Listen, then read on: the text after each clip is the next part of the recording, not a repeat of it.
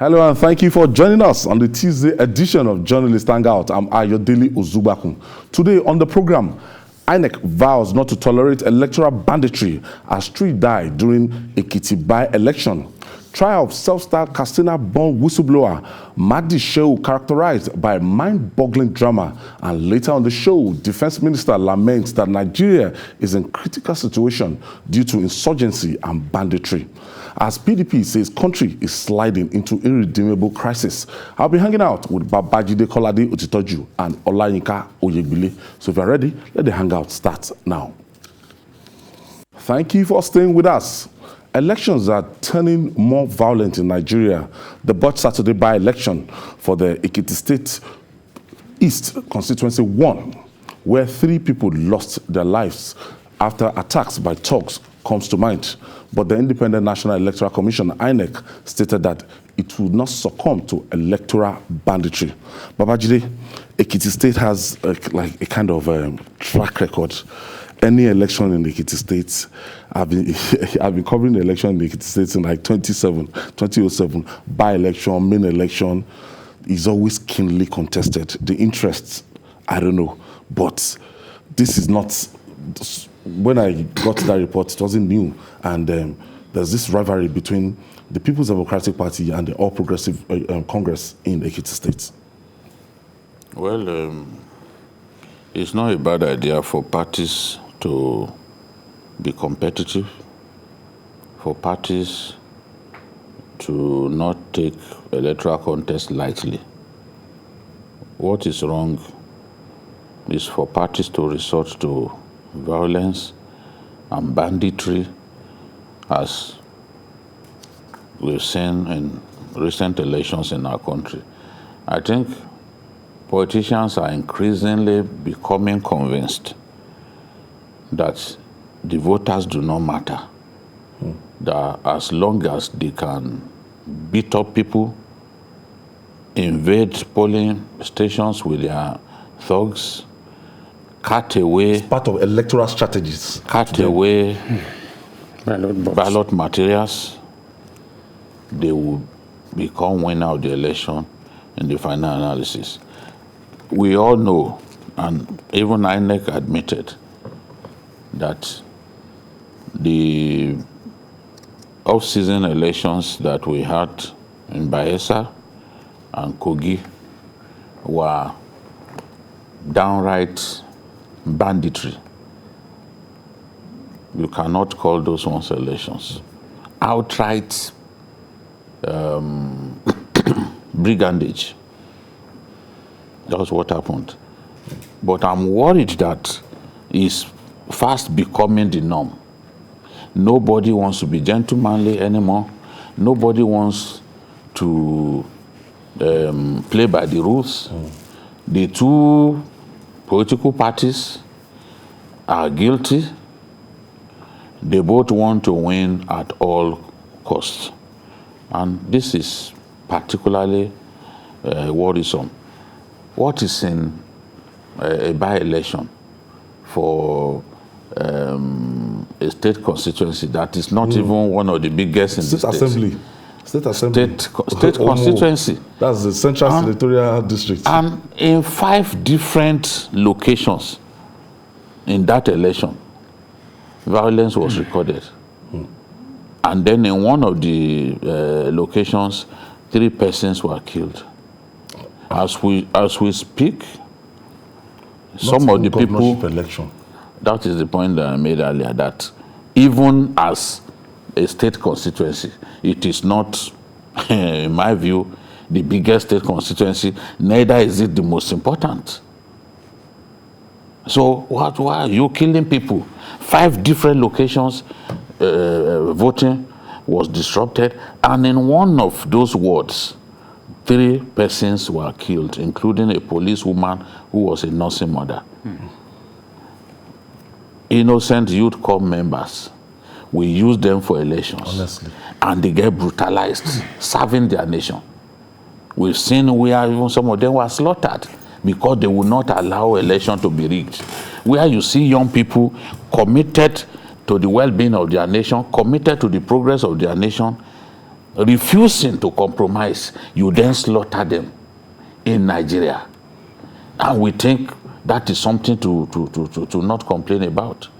The shame that our social media activists lack, you see it every day in their conduct.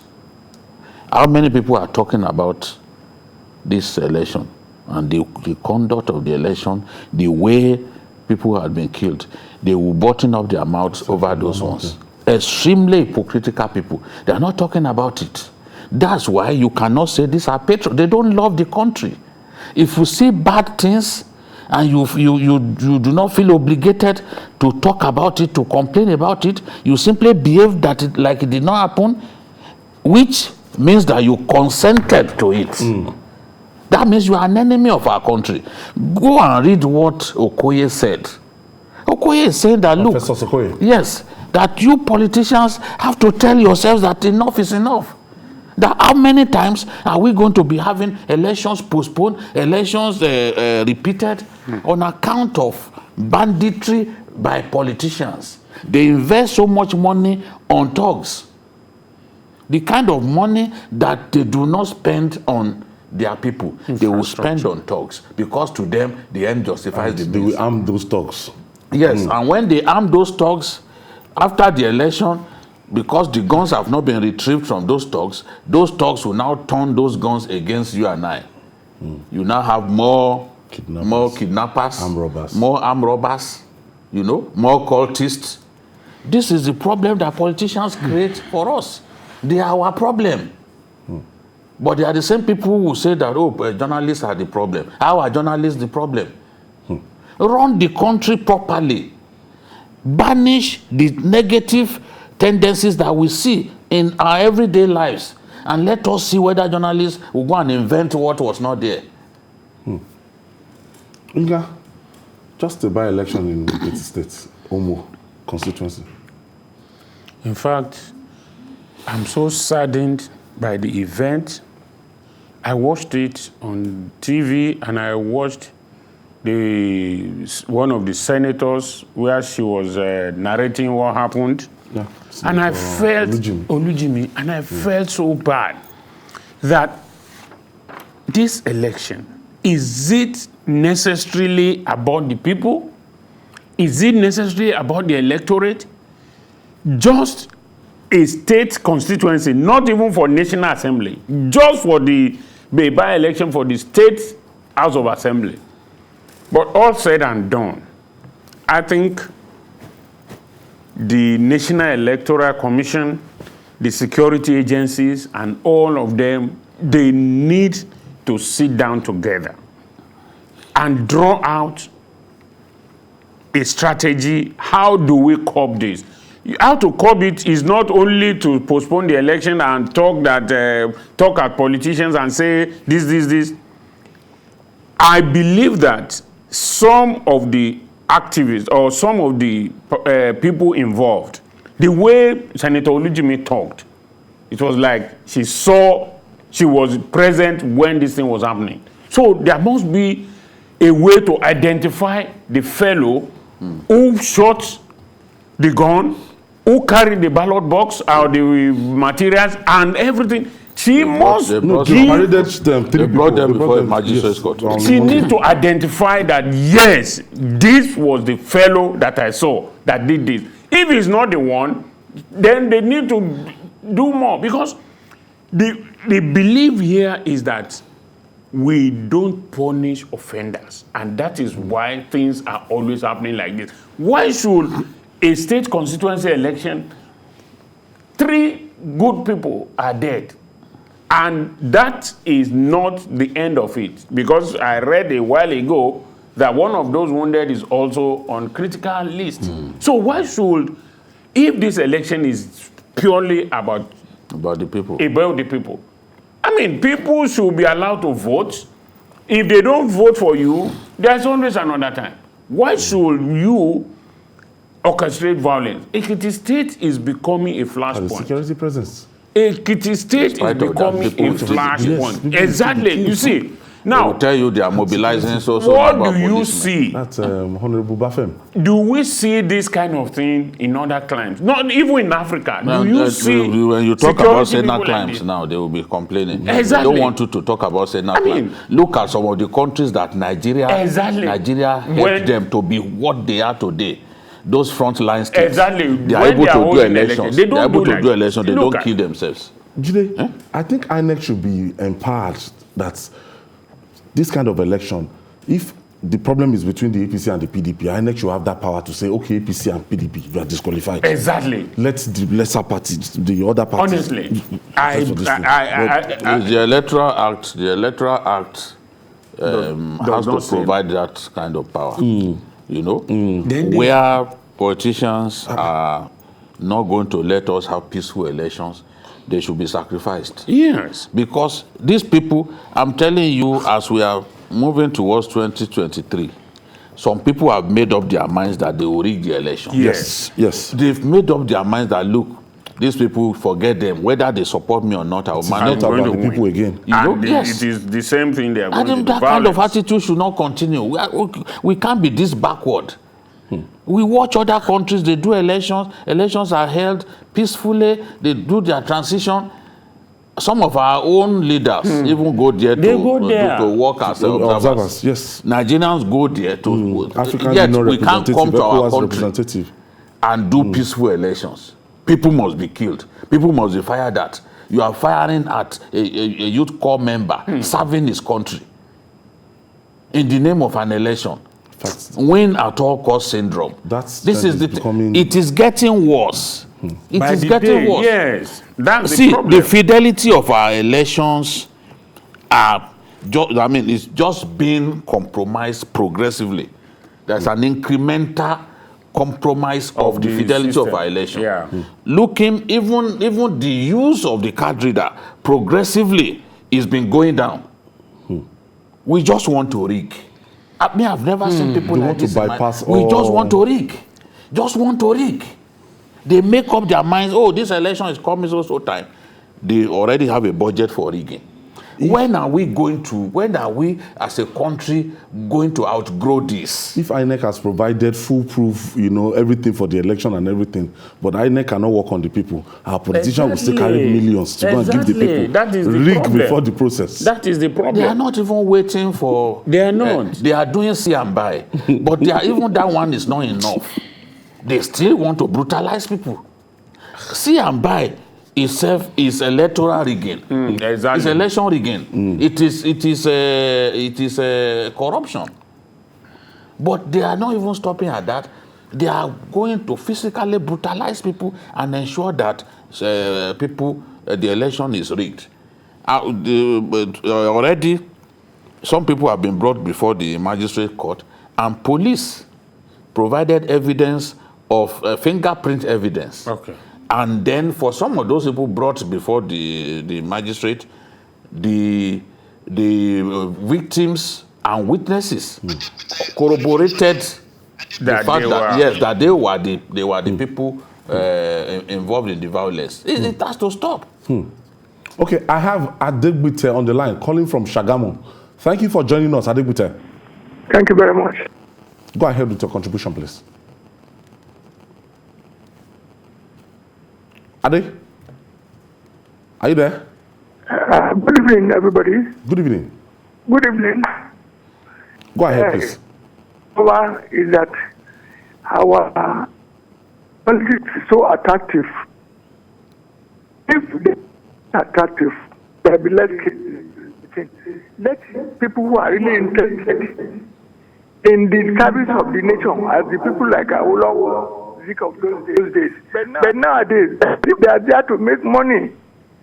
If they make it less attractive, there'll be more better people on that line. I think you understand what I'm saying. Yes, Ade. The constitution is so attractive that it makes the rich richer and the poor poorer. Thank you very much. Thank you, Ade, for your contribution. Ade is saying that we should make it less attractive. A lot of people have even called for this legislative seats to be a part-time job. that people should go to their work. Maybe they have sitting 2-3 times a week, and the attraction there is the problem is how do we achieve it? For you to achieve it, you need the National Assembly. We need the National Assembly.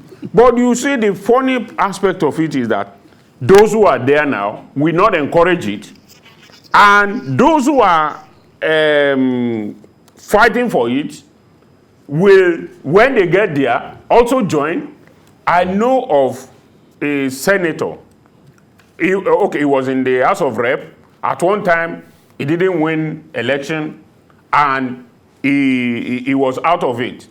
Now he's a senator. I remember Tel magazine, when I was working with Tel, gave a colleague interviewed him, and he said so many things against the salaries of federal legislators. When he was elected back, he was formerly in the House of Rep. When he became a senator, the same question was posed to him. He changed his tune.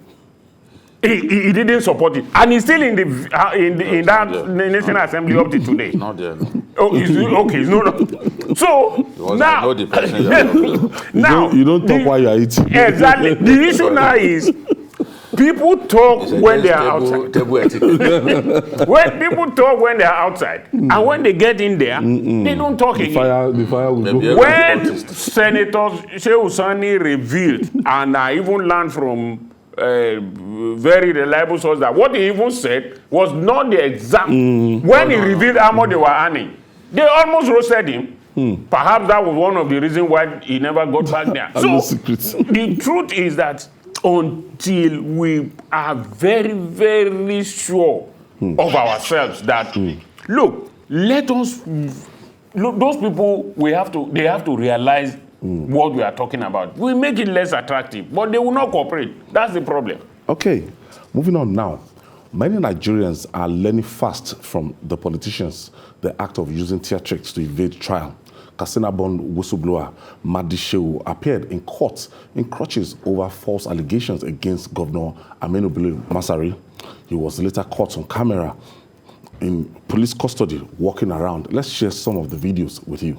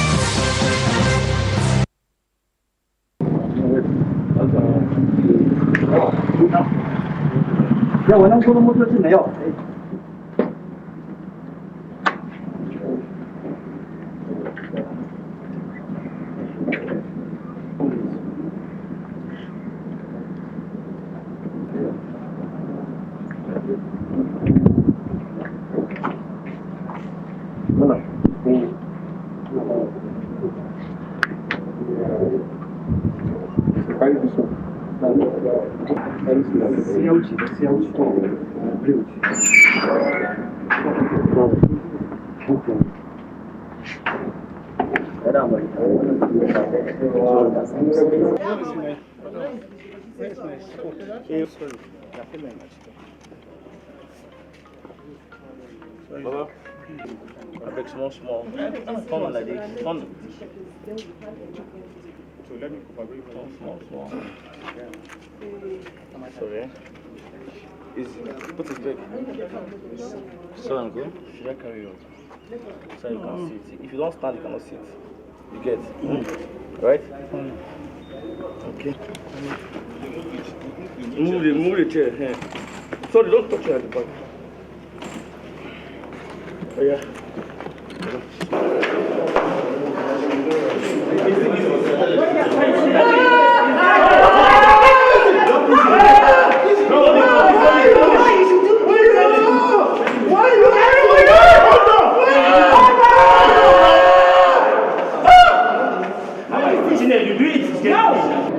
Under the police custody, I was stung by a snake. Under the police custody, I have lost my weight, my waist. I have lost my neck. I have lost my legs. The intention is to kill me.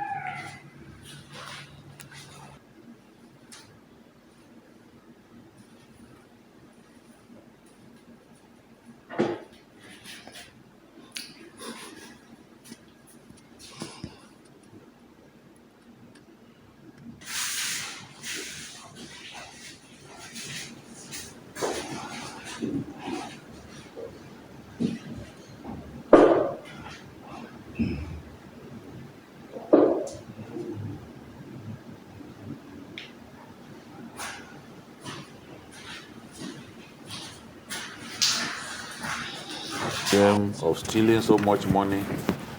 Now, when it comes to defending prove the evidence. your allegations, it becomes a problem for you. Can see him leading prayers now, you know. So he claimed that the kind of money that he claimed that the government had stolen through the security vote, that state had never received that kind of money. So now, when the secretary of government of the state, That's like Dr. Ino. took him before the Sharia court, he stayed away. You can accuse people, but when it comes to come and prove we have to see go you and prove, in substantiate court, your allegation. you run away. He was given a bail. He jumped bail, and then the IG ordered his arrest. So he was then arrested and taken before a judge in Kano. Okay. It was in police custody. It was in police custody that these shots were taken. You know, and he never, even in his widest dream, he never thought that. He thought that as far as he was concerned, there was this wall around him that will ensure that no one, the outside world, cannot see what he's doing. As we have seen now, the secret camera recorded. Was there a glass demarcating? Yes, Because and the person was glass actually following him with the shots. Yes, you know that glass. It's not CCTV. No, not CCTV.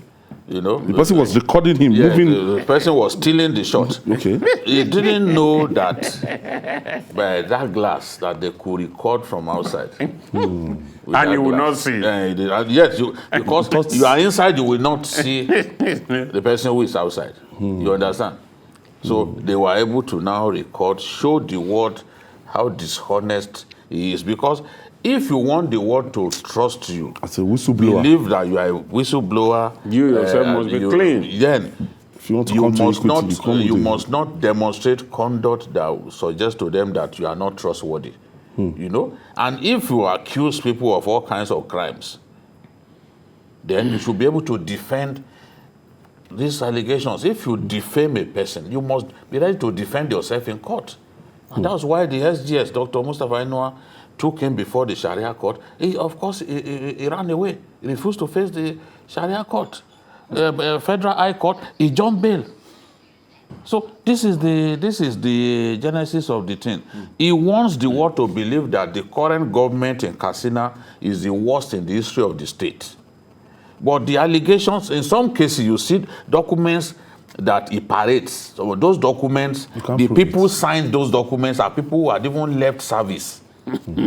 So it is not difficult to discover that those documents are fake and they are not real. So this is the thing. And there's no way that a Masari or Mustafa Inua will sit back and watch people deliberately, propelled by politics, damage their reputation. Okay. Meanwhile, lawyer to the Katsina State government insists that Mahdi Shehu has a case to answer over false accusations. An irony. A businessman who is successful is being called a terrorist in a society, in a state that is being run by rogues who are rude and crude. They have no conscience, they have no context, they have no conscience. What they have is satanic verses in their chest, satanic verses in their hearts, satanic verses in their brain. All they understand is killing and maiming and looting and stealing and insulting people. A publication, especially on the internet, which is investigated to be false against any person, and then you can be prosecuted under the Cyber Stalking, under the Cyber Crime Prohibition Act 2015. So the charge was brought under that act for the inciting and the false publication made by the defendant against the governor of Katsina State and his executive. So the publication were made by the defendant, which were placed on his Facebook, and then it has been read across the country. So it was investigated, and the allegations were found to be untrue. That is why he was brought before this court, for the court to take his course. We'll quickly take this break. When we come back, we'll talk more. It's still Journalist Hangout. Please stay with us. Yes, it's your favorite current affairs program, news and current affairs program, coming to you live from TVC. What do you make of this drama? Well, you know, as I said, it used to be art imitating life, but now it is life that is imitating art in real life. What this tells us is that we need to up the game in terms of prosecution. You find out that most people, when they come to court, they put up so many acts. He is just learning from our politicians. We know Olisa Metu. I mean, there are many of them who have been involved in this kind of drama before. What it means is that pretending here. Exactly. He's waiting for the police people to go. That guy will soon go. So what we need is what we have achieved with this is that it is possible. It's going to his net. It is possible. It's working freely. When you have someone in your custody and is pretending when he gets to court, we can do something like this. Let the judge see it. Or is this not an evidence for the judge to be able to take up the case that, look, Mr. Man, don't pretend to us again. This person can even ask to be allowed to go abroad for medical treatment. Exactly. That is usually what they do. It might be granted bail on compassionate medical grounds. And if the judge doesn't grant it, we will all cry out they were unfair to him. Then the government will abuse the government, that the government is unfair to him if he dies or not.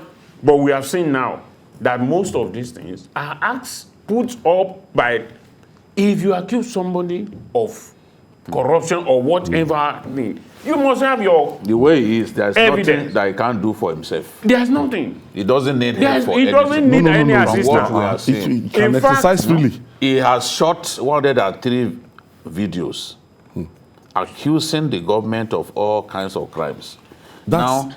That's one thing I wanted to raise. Yes. People on internet, it's very easy these days. You can just sit down with something you can substantiate. Of course, just with your smartphone, you do a lot of character. Yes. And all. Now for him to come and defend himself, he's running from pillar to post. Come and defend yourself. He's running from pillar to post. The former administration in the state, the governor is... Ibrahim Shema. Yes, Shema is being tried for corruption. This fake whistleblower has not commented about the matter. He is not interested in the matter. The man is no longer in government now. He is after... no, of course. Where was he at that time? Did he blow any whistle? He's based in Kaduna now. He's based in Kaduna. He was close to the government. You know? He was close to the government. He has a computer firm.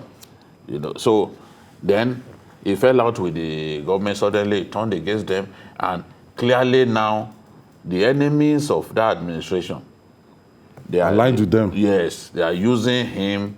The feeling that they have is that, oh, Katsina State power will return to Katsina Central in 2023. Some of them see Dr. Mustafa Inua as a big potential. A potential threat. And Inua has never told anybody that he wants to contest. Yet, people are already banging their heads against the wall, trying to destroy him.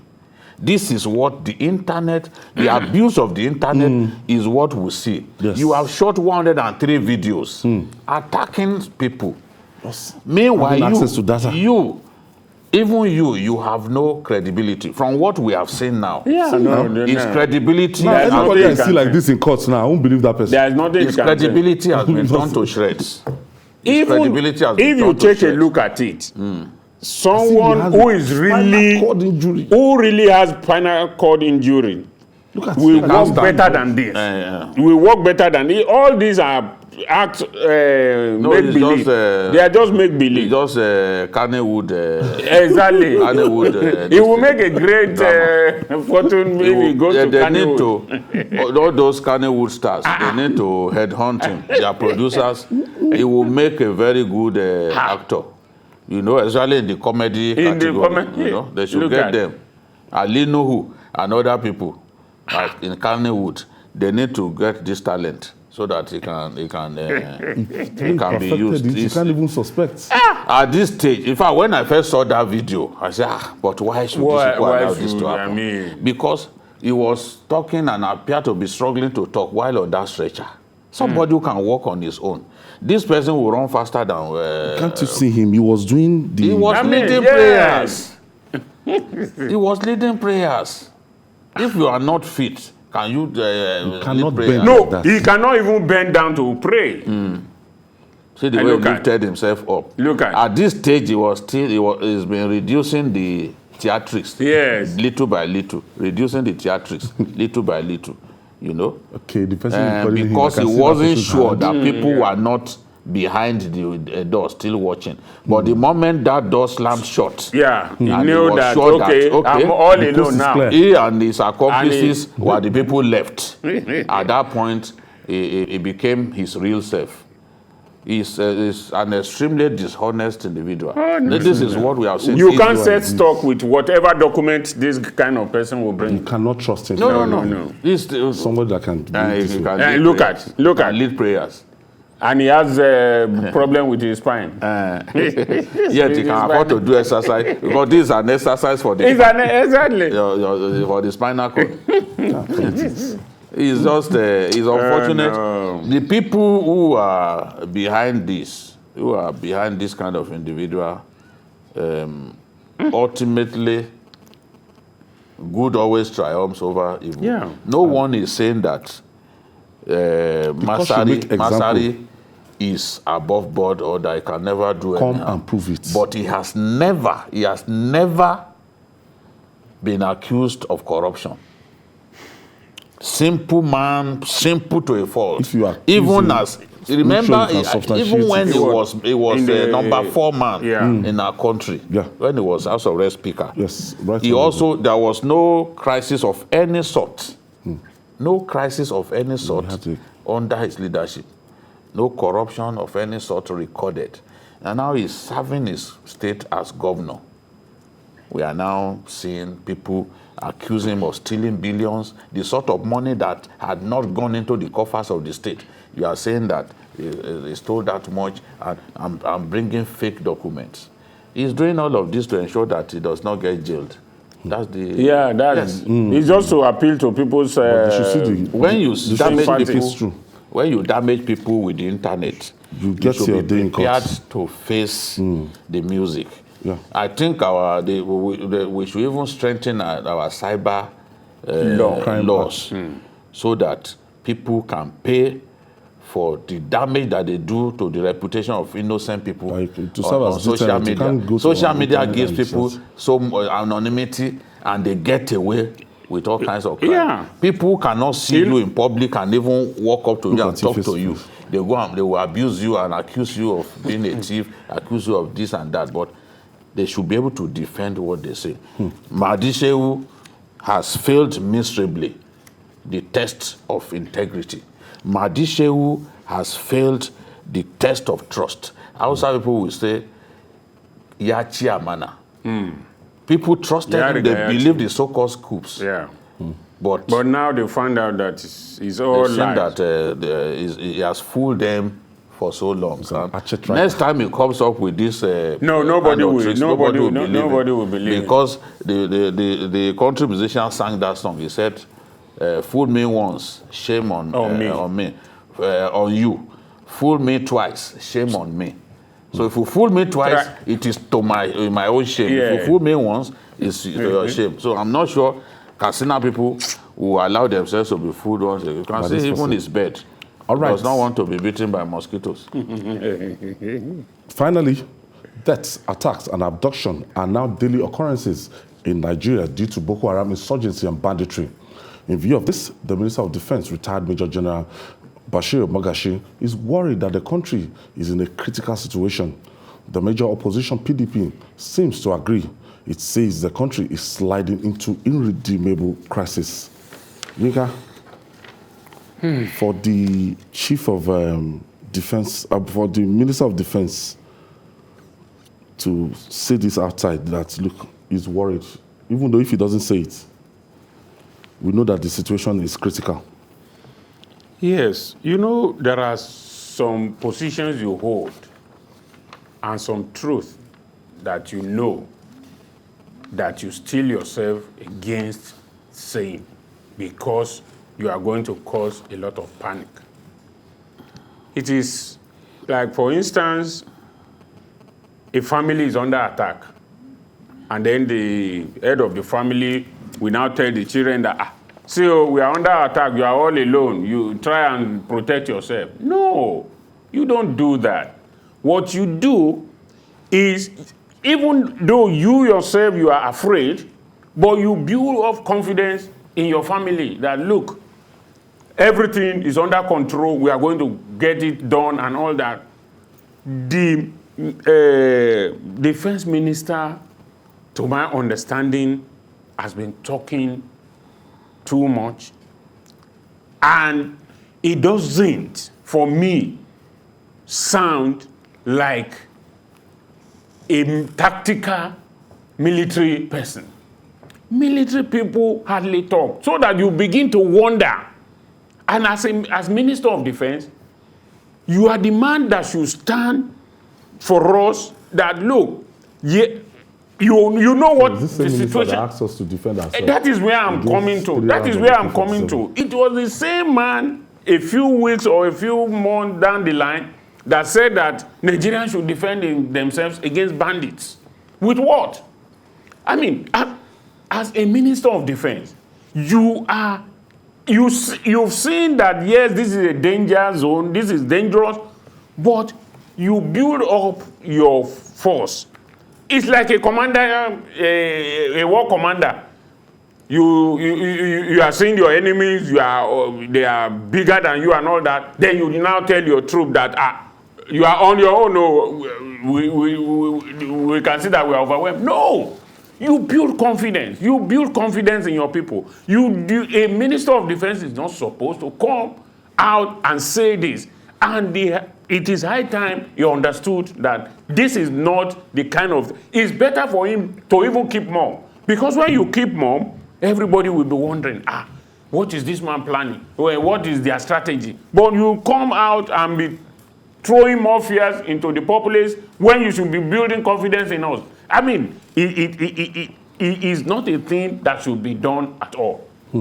But actually, the National Security Advisor has said that the states should clean up their forests of bandits. That's with forces. Yes, I think it's significant for me to hear this. And the Northwest governor speaking through Governor Masari also said the same thing. In fact, they've ordered people to vacate Northwest Forest because inevitably, inevitably we are going to have a military operation against these people. If we do not have a sustained, coordinated, and big military campaign against these fellows, I'll be very disappointed in this government. We've got to send these people packing, exterminate them is even the word, because they are wicked. As long as we allow them to remain in those forests, they will be using those forests to kidnap people, to keep people that they've kidnapped. We can see now those innocent students or the forestry mechanized school in Kaduna, they are still in their custody. They are still there. And some people, they will even pay ransom. They will pay the ransom. They will still kill them. Yes. That's why these bandits don't deserve to live. At all. The longer we delay exterminating them through a well-coordinated military action, the more they will get stronger. And we know where they are. I keep saying it that we know where they are. Even those of us who are not security men, that is the unfortunate thing. some of us know where they are. They do. By the grace of God, I've interviewed these bandits before. I've interviewed them before in 2019. 2 times I've gone to the area where they are. So no one can tell me that they don't know that our armed forces don't know where they are. They know where they are. They know the leaders. Why are we reluctant to serve justice on them? This is not about simply speaking English. Get the job done. That's what you are paid to do. Get the job done. Don't tell us stories. And we are not going to keep quiet and assume that everything is fine. Those who want to do that, that is their problem. Yeah. As long as the problems are there, we will keep talking about it. That is the job of the journalists. So that the journalists can ensure that change happens in this country. If a journalist cannot be an agent of change, then it's not qualified to be called a journalist. It's not. All over the world, journalists are agents of change, catalysts for change. We can't suddenly come to a situation in which we will now stop pushing for change. Change in security architecture. Change in the effectiveness of our security. That's what we want. That is what will make people happy. We can't be happy watching people being killed. And we can't turn a blind eye. Behave like it's not happening. No. No. We are not hypocrites. The hypocrite will say, Tom lied. Nobody attacked him. But he's happy to report that 3 fishermen were arrested. You see the level of the hypocrisy. You said it didn't happen. But you wanted to report that, okay, the governor was wrong when he said, the people kidnapped him were Fulanis. Yesterday I said on the program, I said it was too early for him to say this is where the attack came from. Yeah. I said it. No. Now, they want to show that the governor lied by to quickly run that story that 3 Jukun farmers were arrested. But you said there was no attack. So why are you now happy to report that people were arrested over an attack that you claim never happened? You see the height of hypocrisy? This hypocrisy will lead us nowhere. It won't solve our problems. The problems are there, staring us in the face, leading to loss of lives every day, leading to people being turned to widows in their prime. So those problems must be solved. I have Jakub on the line. Thank you for joining us, Jakub. Babajide, good evening, and then my brother, good evening. Babajide, God Almighty will continue to bless you people. Amen. This is the only voice that's telling Nigerians the truth of the story that's facing us. You see, Babajide, I didn't think that we are in an environment or a country where the institution or presidency is really working. Though this is my personal opinion, but I think the Minister of Defense could have been relieved his job. You know why? Why? Because what is the message that is trying to pass to Boko Haram and the bandits? The message is that he's telling them that we are weak. So why are you still holding that very high position? If you know that you can tell Nigerian citizens, one of them said earlier that we should defend ourselves with just ordinary hands. And what are they trying to do? So for me, the presidency is supposed to search this person, the justice, he should be released his job. I think, okay, for example, quickly, the last topic that we just discussed, somebody lies to the court and then come back and leading the prayer. Believing that it's deceiving God Almighty Allah. You can just lie, and then you are leading the prayer. What are you trying to do? So, Babajide, God Almighty Allah will continue to bless, continue to say the truth. Whether they like it or not, we are following you. Thank you, and God bless you. We have made up our minds. Thank you. We will continue to say the truth to the anger of the enemies. Those who of don't the want Nigerian to hear states. the truth. What's the minister? So I don't know. Maybe the minister was trying to. What was he trying to say? But ultimately, a lot of people will be wondering why is the federal government slow in terms of responding to this bandits? Well, I hope People will talk about the military operation in Imo State, you know, Exactly. the alacrity in which they use. An operation on Crocodile Smile. Yes, so why is it so difficult to descend on these guys, holding the country to ransom? in fact, those instances are what is making many people to have doubt about the federal government's ability or intention to deal with these people. Because now you have the same kind of threat or even a lesser threat, you send maximum force there.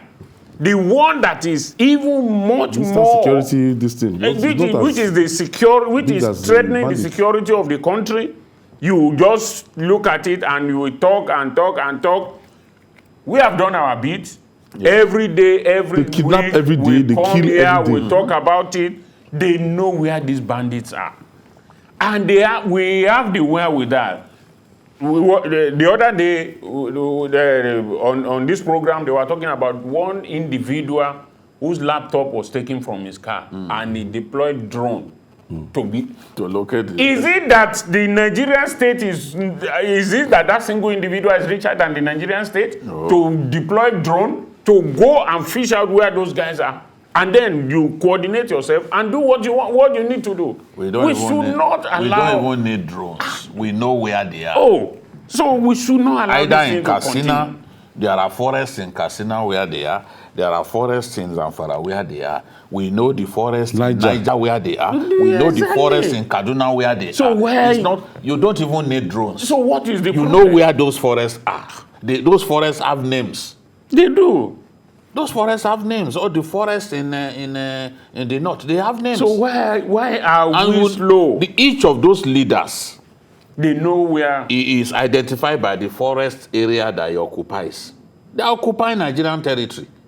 This is a fact. Because those forests are not located in Mali. They are here in Nigeria. The one who slaughtered 18 soldiers in one day, including an army captain, they know where he is. In fact, he's using... And the guy is still alive now. Government facility as a camp. Oh, no. He took over a government facility by force and he's using it as a camp. And we refuse to go and serve him justice. We are still waiting. So, one is just confused. Now, are we running two republics? They are telling us that they are telling governors to clean up their forest. How? You want them to clean up their forest. With neighborhood That was what or with Amatekun Governor Akeredolu wanted to do. Yes. Exactly. That was what he wanted to do. Governor Masari and other Northwest going back to that now. They are going back to it. They are saying now that everybody should vacate the forest. Because if they don't vacate the forest and the military campaign starts, anybody found in the forest is supposed to die. Yes. So this is the thing. What are you doing in the forest? What are you doing there? Forests that have been designated as places where they go to keep people that they kidnap. Forests where they have been designated as camps of bandits. No normal human being should go and live with them. If you are living with them, then you want to die with them. Yes. That is the thing. If we need support from foreign lands or foreign countries to make sure that we put an end to this rubbish, we have to go for it. Yes. We can't keep watching our people being killed. Somebody was telling me that this is Hauchi Road. That the rate at which they kidnap people there. Binion Express Road. All of those places. Yeah. Till today, despite the fact that everybody is talking about them, they are refusing to back down. No. They are still kidnapping people every day. They are still kidnapping people. So traveling, which is supposed to be fun, has become a nightmare. How can you even travel by road? You think about it twice now before traveling by road. Impossible now. What are you going to do? No, but you are going there into the next town or city. You want to go to Ibadan from Lagos and fly? People will think that, even that one too. Oh, you are going to Shagamu. See, those expatriates, honestly, those expatriates that were kidnapped, they were kidnapped on Lagos Ibadan. Yes, they kidnap people too on the road. That's what I'm saying. So tell me where is safe. Elisha Akure Road, the same thing. Yes, tell me where is safe. Nowhere else. Nowhere else. People who did not even live, even the hometown of the president, they went there and kidnapped his in-law. Oh. So do those ones? The president was in town. That was the day they do the kidnap. So what else? Do they have respect? Oh, respect for? They don't have respect. As these the same people the government is not ready to deal with. People that have slapped the president several times, they have... Oh, no. And thank you, Dr. Olayinka Oyebile. Thank you for your contribution. And Babajide Kolade Otitoju BKO. Thank you for always being there. And that's our offering today. Join us tomorrow for another episode of the program. Don't forget to join Journalist Hangouts on Sunday from 1:30 p.m. to 3:30 p.m. We're on YouTube, youtube.com/TVC News Nigeria. I'm Ayodele Ozubakun. Bye for now, and God bless Nigeria.